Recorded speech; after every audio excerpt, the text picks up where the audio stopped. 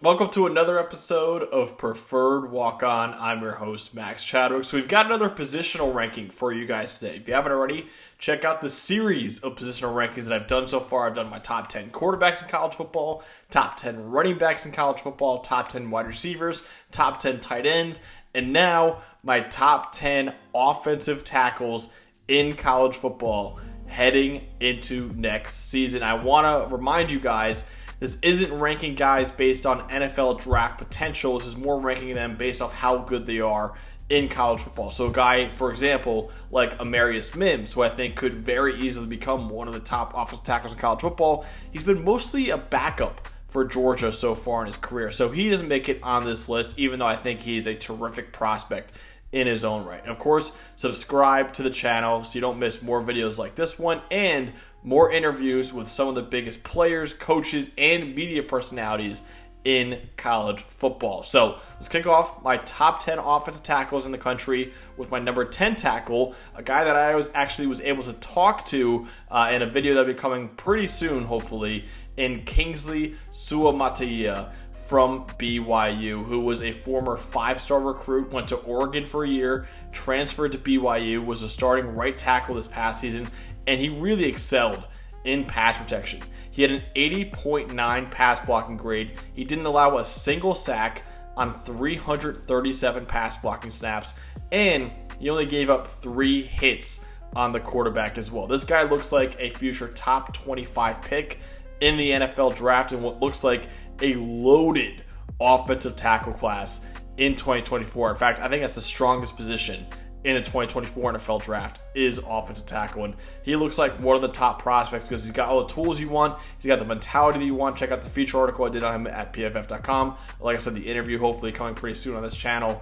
But yeah, in pass protection, he looked really good. He looked really good as a run blocker too. Just got to see more progression from him, and he's playing left tackle now for the Cougars with Blake Freeland off to the NFL. So at number 10 is Kingsley Suamataia from BYU. At number 9 is Taliese Fuaga from Oregon State, the right tackle for Oregon State, who was an honorable mention All-American for PFF this past season at right tackle. He had 10 big-time blocks in 2022, which was tied for 5th among all tackles in the country. In his first year as a starter, he earned an 80.4 grade. He has really good upper body strength. At 6'6", 326 pounds, he tosses dudes around in the run game. So I'm a big fan of Taliese Fuaga, one of the best right tackles in college football, in my opinion. So at number 9 is Taliese Fuaga, and at number 8 is Javon Foster from Missouri. You know, the Tigers' offense really wasn't that good this past season, but they at least knew the blind side would be protected by Foster. Among Power 5 tackles, only Peter Skoronski, who was a top 15 pick in the 2023 draft by the Tennessee Titans, only Skoronski had a higher pass blocking grade than Foster's 86.7 mark this past season. Again, among all Power 5 tackles, he was second to Peter Skoronski in pass blocking grade.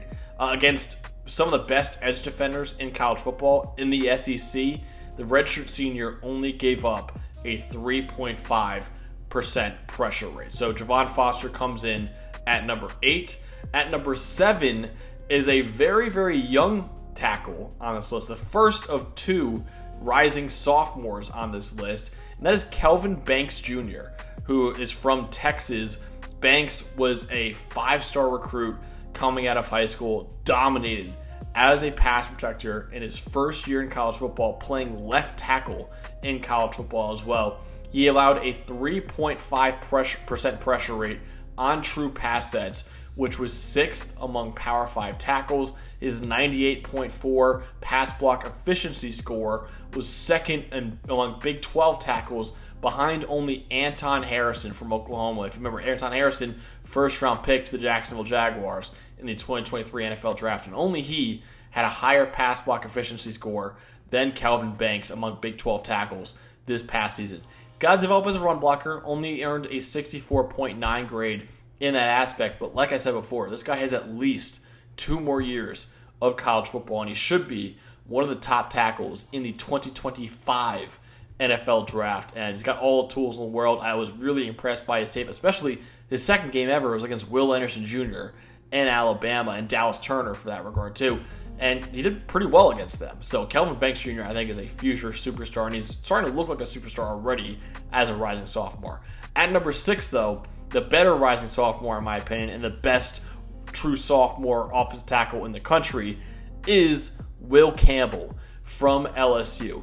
Listen, it's not easy to survive at left tackle in the SEC, and it's nearly impossible to do it as a true freshman.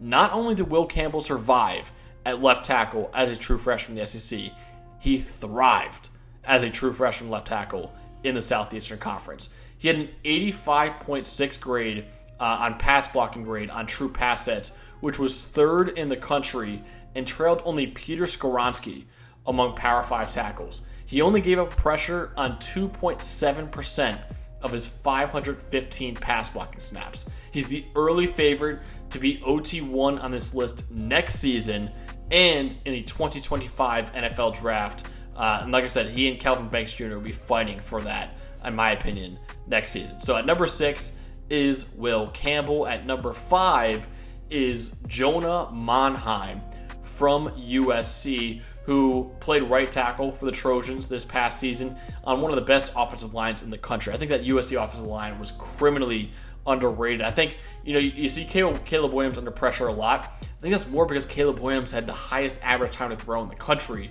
more than the USC offensive line not playing that well. He was one of only 4, talking about Jonah Monheim now, one of only 4 Power 5 tackles with 80 plus pass blocking grades and run blocking grades. His 82 overall grade was 7th in the Power 5. And in PFF's wins above average metric, only Joe Alt, who we'll talk about later, was a more valuable offensive tackle in the country this past season.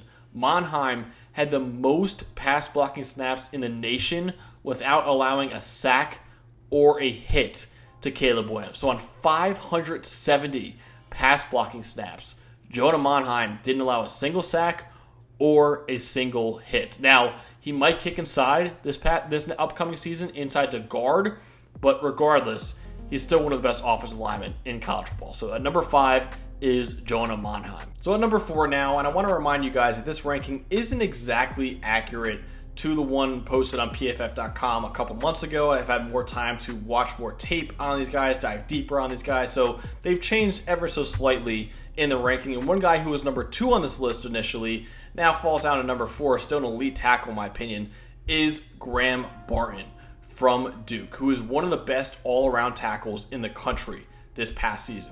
He was the only Power 5 tackle with 85 plus grades as a pass blocker and as a run blocker. He had 17 big-time blocks, which if you don't know are PFF's highest graded blocks, which were 5 more than any other tackle in college football. He likely could have been a day 2 pick in the 2023 NFL Draft if he declared. Instead, he returns as one of the best offensive tackles in college football next season. So at number 5 is Graham Barton from Duke. So now we're in the top 3 offensive tackles in the country. Not only do I think these are the 3 best offensive tackles in college football, I think these are the 3 guys you should be talking about when you begin your discussions about the loaded offensive tackle class in the 2024 NFL Draft. I think all 3 of these guys could be top 10 picks when it's all said and done. That's how good this offensive tackle class is. And at number 3 is J.C. Latham from Alabama, the right tackle from Alabama, who looks like he's sticking at right tackle this upcoming season. I initially thought he would switch over to left tackle with Tyler Steen now in the NFL, and we've seen offensive tackles do this at Alabama before. Alex Leatherwood made the move from right tackle to left tackle. Evan Neal made the move from right tackle to left tackle, but at least in the spring game, J.C. Latham was sticking at right tackle for Alabama. So we'll see, but regardless, he's still one of the best offensive tackles in college football, and it shouldn't be a surprise that he's one of the best offensive tackles in college football. Coming out of high school in 2021, he was the number 2 overall recruit in that recruiting class, behind only Corey Foreman, the edge defender at USC, according to On3's consensus ratings. In fact, J.C. Latham was the highest rated offensive tackle recruit since Martez Ivey, who went to Florida back in 2015. So it's been like 6 years since we've seen an offensive tackle recruit as good as J.C. Latham, and he's lived up to the hype so far. He was an elite pass protector as a true sophomore. He had an 84.5 passing blocking grade on true pass sets, which was 4th among all tackles in the country. On 486 pass blocking snaps, J.C. Latham didn't allow a sack and only gave up 1 hit. Now, he earned a 70.9 run blocking grade, but his pass protection chops really make him an elite tackle. So, got to progress as a run blocker, but I think he very easily could be a top 10 pick because of how good he is as a pass blocker and how good his feet are, honestly, in pass protection. He's such a smooth offensive tackle. So at number 3 is J.C. Latham. At number 2, a guy that we were able to talk to, in fact, the top 2 tackles, we were able to talk to both of them. Go check out both those videos. Number 2 is Olu Fashanu from Penn State, who, he's probably the biggest challenger to Joe Alt's status as OT1, not only in college football, but the NFL draft next year. Olu Fashanu very well could have been the top offensive tackle. In fact, a lot of people thought he was the top offensive tackle in the 2023 NFL draft. He shocked everyone when he announced he's returning to Penn State for his redshirt junior season to earn his master's degree, no less. Because this guy's a superstar in the classroom as well. Like J.C. Latham, Olu Fashanu is a dominant pass protector. Also like Latham, Fashanu didn't allow a sack, only surrendered 1 hit on 281 pass blocking snaps.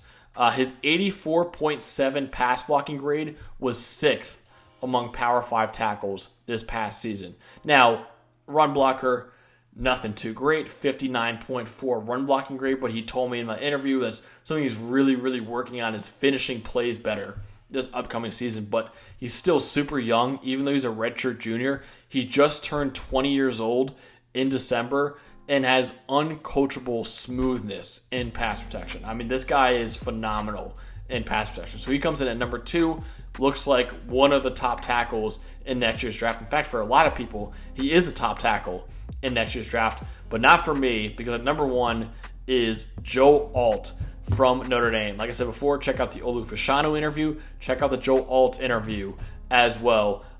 Looks like potentially the best offensive tackle prospect that we've seen since maybe like Penn Sewell, honestly, in 2021. That's how good Joe Alt is. He probably was the best offensive tackle in college football last year. Regardless of like returning to school, he's a number 1 returner on this list. He might have been the number 1 offensive tackle, period, last year. He was the highest graded offensive tackle in college football last year and was the most valuable offensive tackle in college football last year, according to PFF's wins above average metric. He had a 91 run blocking grade, which led all tackles in the country. 99 pass block efficiency score was 5th. He looks like a potential top 5 pick in next year's draft, and he really is a special player. Massive frame, 6'8", 315 pounds. Told me his wingspan was more than 7 feet long. He was 6th among Power 5 tackles in pressure rate allowed. Only allowed a pressure on 2.1% of his pass blocking snaps. So Joe Alt, I think, is one of the best players in college football. Not just one of the best offensive tackles. He's one of the best players in college football. But that's what I got for my top 10 offensive tackles in the country list. Of course, like I said before, check out the interviews I've done with Joe Alt and Olu Fashanu, and check out the feature article I did on Kingsley Suamataia from BYU, and the video will be coming out pretty soon on him too. But yeah, that's what I got for my top 10 offensive tackles list. Let me know in the comments below what you thought about my list. What other tackles would you have in this top 10? And let me know what future videos you want to see from me as well. But until next time, I'll see you guys later.